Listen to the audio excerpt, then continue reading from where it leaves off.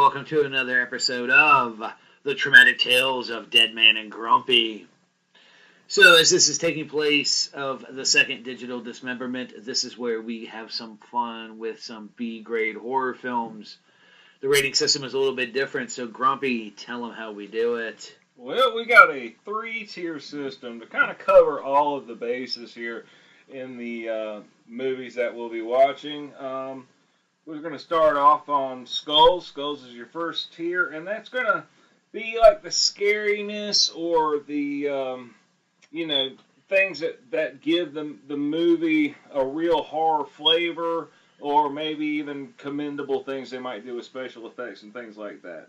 Bones will be on a level of 1 to 5, and that's for you guys out there that are looking for a little something for the spank bank. If you want to hold on to that for a while. If a nipple will make an appearance, there will definitely be at least a 1.5 bone score. Hopefully that is just one full bone score for you. And finally we have leaves. We will recommend 1 to 5 leaves. One leaf being like that pill grandma left on the counter, where 5 is, you're sucking on tequila with a bong in your ass. Okay, so There you go. That kind of lets you know what the rules are, and you guys play along at home. And so, let's get right into it. And this week's movie is Abraham Lincoln, Vampire Hunter from 2012. It's an R-rated film, runtime of 105 minutes. The director is Tamir Bekmambetov. Interesting film. I didn't know quite what to think. Let me give you the synopsis. Abraham Lincoln, the 16th President of the United States, discovers vampires are planning to take over the United States. He makes it his mission to eliminate them. Interesting plot. Abraham Lincoln, what did you think, Grumpy? I really thoroughly enjoyed this movie. I thought there was a bit too much of the CG stuff going on. I understand they had to tell a pretty incredible story, and it was quite incredible. I might have seen a nip or two flash across screen at the time. Definitely saw a wonderful young lady swimming around the bathtub at once with even another young man, and they were having a great time. But yeah, lots to enjoy in this movie. Lots of people's getting their heads blown off and swords stabbing and all types of good stuff. And it's also got some great costumes and backgrounds and set work, and just a good movie. Yeah, there's definitely some interesting aspects there. One of the things that I found really interesting while we were watching the film is when they were mentioning specific dates in the film, I would look them up on the internet, and they coincided with historical events that Abraham Lincoln was a part of, such as certain speeches, things like that.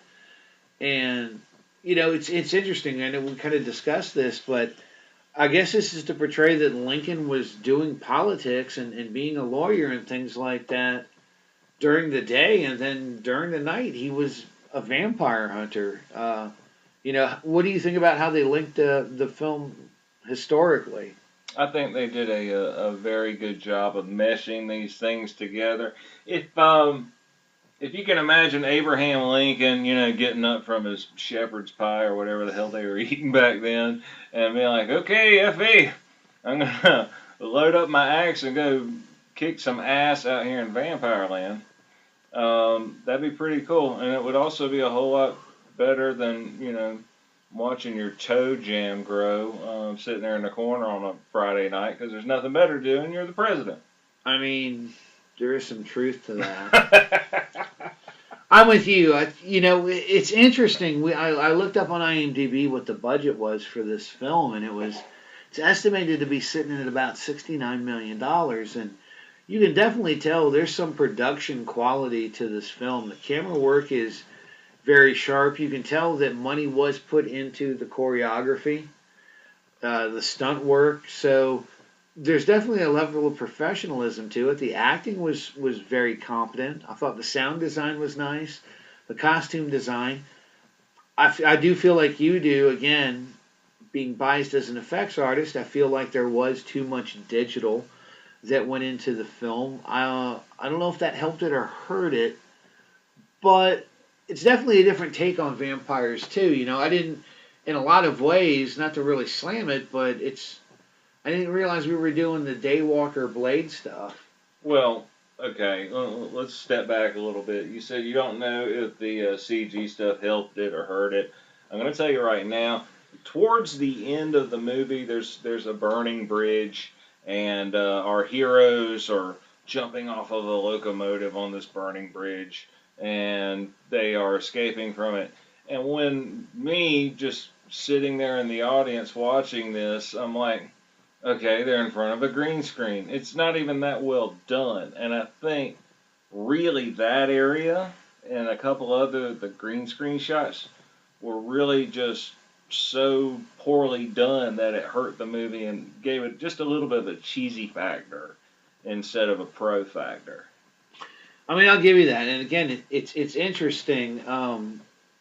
Again, looking at the mass quantity, and I guess having to look at the year 2012. Digital technology, I'm not going to say was still new at that point, but that level of technology probably was not cheap. But it's interesting if they had laid off a little bit on the digital effects, where else they could have put some of that $69 million into this production.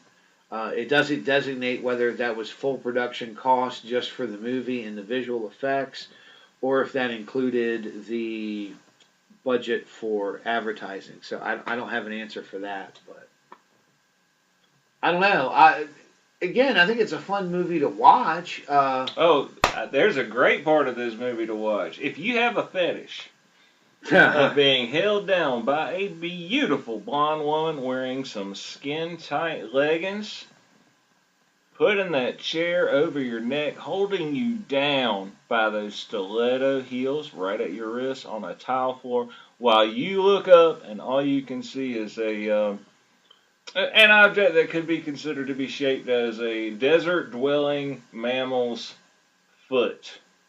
Yes, that's the most tasteful way you could have put that. You can look up. That is like mind's eye level with you. Hard to get. You're not really concentrating on what she's saying to you or what's going on in the room right there.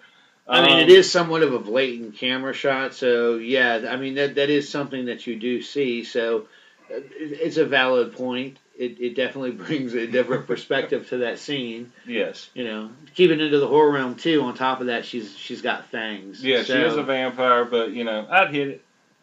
So I mean, there is all of that, and again, it was entertaining. It was definitely something you could sit around with some friends, watch, have some commentary, even learn a little bit. Like I said, hell, most of the events and the time periods that they mentioned are historically accurate. Yes. So, believe it or not, you can sit down and actually learn something from watching a horror movie, ladies and gentlemen. It's not all wine mush and everything like that. They did have the death of Abraham and Mary Lincoln's son, and they just kind of put their own perspective on how it occurred.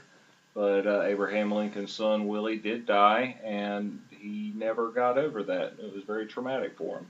And it was very interesting how they portrayed that in the film. So it does. I mean, it's interesting how they were able to blend real life events with a fictional story.